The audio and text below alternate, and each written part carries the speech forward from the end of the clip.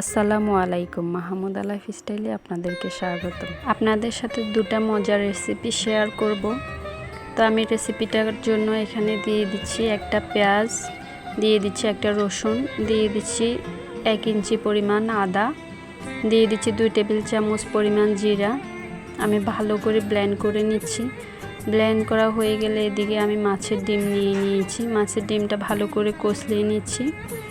দিয়ে দিচ্ছি 1/2 টেবিল চামচ পরিমাণ হলুদের গুঁড়া, দিয়ে দিচ্ছি 1/2 টেবিল চামচ পরিমাণ মরিচের গুঁড়া, দিয়ে দিচ্ছি জিরার গুঁড়া, লবণ দিয়ে ভালো করে মেখে নিচ্ছি। এখানে দিয়ে দিচ্ছি 1 কাপ পরিমাণ তেল।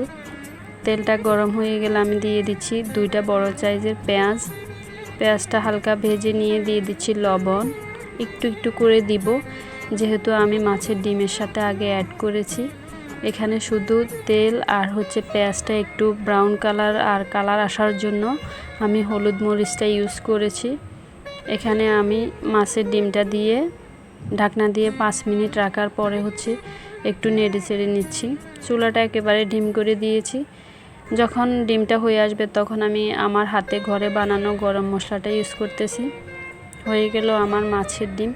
এভাবে আপনারা রান্না করে খেয়ে দেখবেন, অনেক টেস্ট লাগে। রেডি।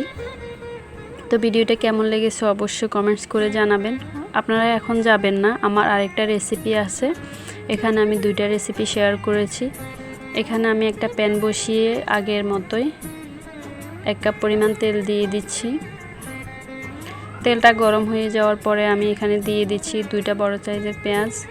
পেঁয়াজটা একটু হালকা করে ভেজে এখানে দিয়ে দিচ্ছি 1/2 টেবিল চামচ হলুদ দিয়ে হালকা করে ভেজে নিচ্ছি।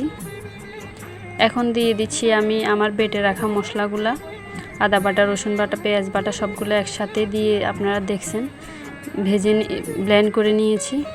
এখন আমার যখন এগুলো একটু ব্রাউন কালার হয়ে আসবে তখন আমি দিয়ে দিচ্ছি ছোট ছোট করে পিস করা মাছ দিয়ে দিচ্ছি। মাছ দিয়ে ভালো করে কষিয়ে নিচ্ছি। যত ভালো করে ভাজি করবেন মাছটা তত টেস্টটা ভালো আসবে। আমি 3 মিনিটের মতো তেলের উপরে ভালো করে ভেজে নিব।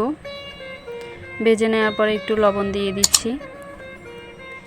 এখানে আমি 2 টেবিল চামচ মরিচ নিয়েছি, ক্যামেরার পিছনে দেখা যায় না, স্কিপ হয়ে গেছে। তো মরিচটা নেওয়ার পরে একটু পানি দিয়ে গুলিয়ে আমি মাছের ভিতরে ঢেলে দিয়েছি।